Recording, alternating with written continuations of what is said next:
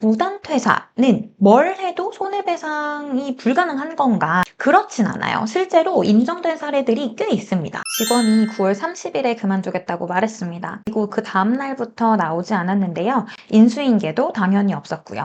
회사는 이 직원한테 5,200만 원을 물어내라고 소송을 제기했습니다. 결과가 어떻게 됐을까요? 오늘은 이 사건 이야기를 좀 해보려고 합니다. 이 회사는 광고 대행 업체였어요. 씨와 2020년 1월 20일에 근로계약을 체결했는데요. 처음에는 4월 20일까지 계약 기간을 3개월로 해서 계약을 체결했습니다. 급여 조건이 좀 특이했는데요. 월급, 그러니까 정해진 고정급이 아니라 본인이 담당하고 있는 매출의 3%를 받는 구조라고 합니다. C가 맡은 일은 병원 광고였습니다. 2월 초순부터 스마트폰 앱으로 광고 업무도 꽤 많이 하고 고객 상담도 하고 컴플레인이 들어오면 이 부분을 처리하는 일까지 진행했다고 해요. 이 구조를 잠깐 좀 짚고 갈게요. 대행사는 병원한테 광고를 대신 집행해주고 그 대가로 수수료를 받는 구조입니다. 병원 담당자가 병원하고 어떻게 지내느냐가 곧 매출 좌지우지할 수 있는 측면이 있는 거죠. 상담 응대가 늦거나 컴플레인 처리가 제대로 진행되지 않으면 병원이 다른 광고 대행사로 바로 옮겨갈 수가 있어서 담당자 한 명 한 명의 역량이 꽤 중요한 업종이라고 보시면 될 것 같아요. 근데 이 B씨가 일을 곧잘 했나 봐요. 4월 20일에 이제 3개월이 끝나고 계약 내용을 바로 변경했는데 이번에는 기간에 정함이 없는 근로계약, 우리가 소위 정규직이라고 하죠.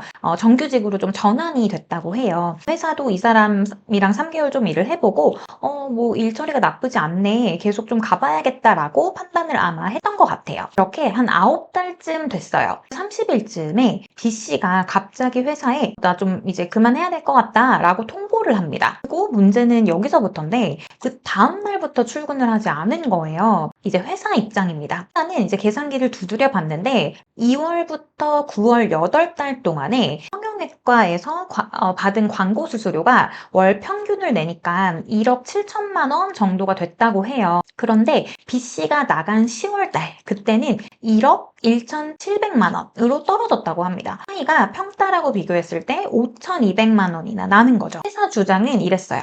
이 사람이 갑자기 나가버리는 바람에 거래처 관리가 제대로 안 됐고 그래서 매출이 5,200만 원이나 떨어졌으니까 그걸 너가 물어내라. 이렇게 주장을 한 겁니다. 자, 여기서 한번 우리가 생각을 해봐야 될 것 같은데 이 영상을 보고 계신 대표님이시라면 어떻게 하실 것 같으세요? 따져볼 게 두 가지 정도 된다고 보시면 되는데요. 하나, 핑계도 없이 다음날부터 바로 안 나온 게 잘못이냐? 를 따져보면 잘하지 않았죠. 이 부분은 좀 문제가 될 수 있습니다. 두 번째, 그 잘못 때문에 매출이 5,200만 원이 갑자기 줄어든 게 맞느냐? 이제 쟁점이 되는데요. 회사 입장에서는 근거가 있었어요. 8달 평균하고 10월 실적을 이렇게 나란히 놓고 보면 차이가 꽤 크잖아요. 게다가 그 사람이 당일 통보하고 다음날부터 안 나온 거니까 인과관계가 명확하다라고 본 겁니다. 법원이 이 청구를 전부 기각했습니다. 푼도 인정해주지를 않았어요. 법원이 든 이유는 이러한데요. 매출이 10월 달에 이 사람이 퇴사하고 아래 바로 떨어진 게 아니고 7월, 8월, 9월 계속 떨어지고 있었다는 겁니다. C가 멀쩡히 다니고 있었을 때부터 떨어지고 있었다. 즉 8월에서 9월로 넘어갈 때 감소폭이 2,121만 원이었다고 해요. 그리고 B씨가 나간 뒤, 그러니까 9월에서 10월 감소폭이 973만 원이었다고 합니다. 이렇게 정리를 해보면 직원이 나간 달에 매출 감소폭이 오히려 전달보다 좀 줄어든 거죠. 그 회사 근로자 피고의 퇴사로 인하여 발생한 손해가 있다라고 인정할 증거가 없다라고 판시하였습니다. 이거는 회사 입장에서 좀 억울하실 수 있는데 회사가 손해를 입증하려고 낸 자료가 오히려 회사의 손해를 입증할 수 없다라는 증거로 쓰인 거예요. 그러면 이제 여기서 대표님들 많이 궁금하실 텐데 무단퇴사는 뭘 해도 손해배상이 불가능한 건가? 그렇진 않아요. 실제로 인정된 사례들이 꽤 있습니다. 첫 번째 사례인데요. 운전사, 화물자동차를 운행하는 그런 업체였는데 운전하시는 기사님께서 무려 23일을 무단결근하셨어요. 사람이 그렇게 무단결근함으로 인해서 회사 입장에서는 화물자동차를 계속 운영을 해야 되잖아요. 근데 대체 비용이 814만 원 정도 됐다고 합니다. 이 부분을 손해배상 청구 소송을 진행을 했고 전액이 인정된 케이스가 있었어요. 두 번째 케이스인데요. 직원들이 사직서를 체결되고 나가버린 거예요. 근데 회사가 매출이 줄었다라고 해서 또 이제 한 5천만 원 가량을 청구했거든요. 이건 인정되지 않았어요. 오늘 소개해드린 사례랑 좀 비슷하죠? 인정된 게 있습니다. 뭐냐면 급하게 사직서를 내고 나가게 되었으니 할 수밖에 없었던 구인 광고비 500만 원이 인정되었습니다. 법원은 뭐라고 본 거냐면 직원이 갑자기 무단 퇴사를 함으로 인해서 회사는 즉시 이제 인력을 대체해서 구해서 써야 되니까 이때 어쩔 수 없이 구인 광고를 해야 되고 비용은 발생하지 않을 수 있기 때문에 이건 손해가 맞다. 이렇게 본 거예요. 세 번째 인정된 케이스인데요. 이 사건은 조금 극적이에요. 뭐냐면 근로계약서에 무슨 내용이 있었냐면요. 퇴사 30일 전에 통지하고 2주 이상 반드시 인수인계를 해라 라는 규정이 있었어요. 근데 이 직원이 이걸 안 지킨 겁니다. 회사가 청구한 금액이 꽤 컸습니다. 사람 잘못으로 품질검사 부적합 판정이 난 그 손해 3천만 원 정도, 그리고 부적합 때문에 상품을 팔지 못해서 발생한 손해 한 1억 원 정도, 그래서 합쳐서 1억 3천만 원을 청구했다고 해요. 법원 판단은 어떻게 됐냐면 무단 퇴사한 건 인정한다. 그런데 품질검사 부적합, 그리고 판매 중단, 이로 인해서 발생한 손해, 이게 이 사람의 퇴사로 인해서 발생했다라고 보기에는 상당 인과관계를 인정하지 않았습니다. 그래서 그 부분은 전부 기각이 됐는데요.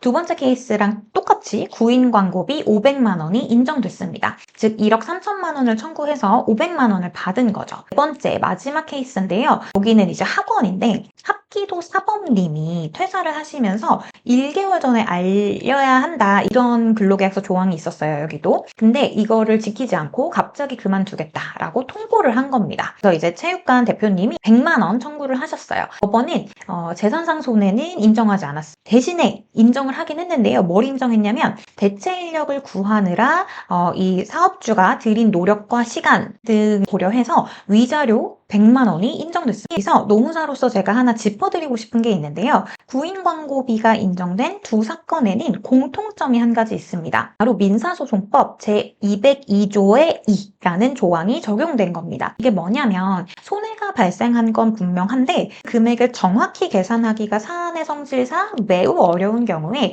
법원이 여러 사정을 종합해서 타당하다고 인정되는 금액을 정할 수 있게 정한 조항입니다. 회사가 5,100만 원이라고 계산을 해와도 법원이 그대로 받아준다라기보다는 다만 그 사람이 나감으로 인해서 다시 이제 인력을 뽑아야 했고 이런 과정 속에 발생한 비용, 이 정도를 법원이 재량으로 정해준 거라고 이해하시면 됩니다. 우리가 얻어가야 할 교훈은 뭘까요? 제일 중요한 부분인데 이 네 가지 사건을 나란히 놓고 보면 규칙이 하나 보여요. 뭐냐면 매출 감소, 영업 손실, 판매 중단으로 인한 손해, 이런 건 전부 기각된 겁니다. 5,100만 원도 1억 원도 다 기각된 거예요. 반면에 대체 차량 운송비 814만 원, 그리고 구인 광고비 500만 원, 이건 인정이 된 겁니다. 왜 그럴까요? 생각해보면 되게 단순한데 매출 감소는 원인이 너무 많죠. 경기가 나빴을 수도 있고 거래처 사정이 있을 수도 있고요. 광고 단가가 바뀌었을 수도 있어요. 직원 때문이라고 명확하게 단정하기가 좀 어려운 측면이 있는 겁니다. 인과관계가 인정되는 게 쉽지 않다라고 이해하시면 될 것 같아요. 반면에 대체 차량비하고 구인 광고비는 좀 다르죠. 갑자기 무단 퇴사해버렸기 때문에 회사가 실제로 지출한 돈인 겁니다. 지출 증빙도 있고요. 손해로 인정받을 가능성이 높아지는 거라고 이해하시면 될 것 같아요. 정리하면 쓴 돈은 좀 받기가 어렵고요. 쓴 돈, 지출된 돈은 받을 수 있습니다.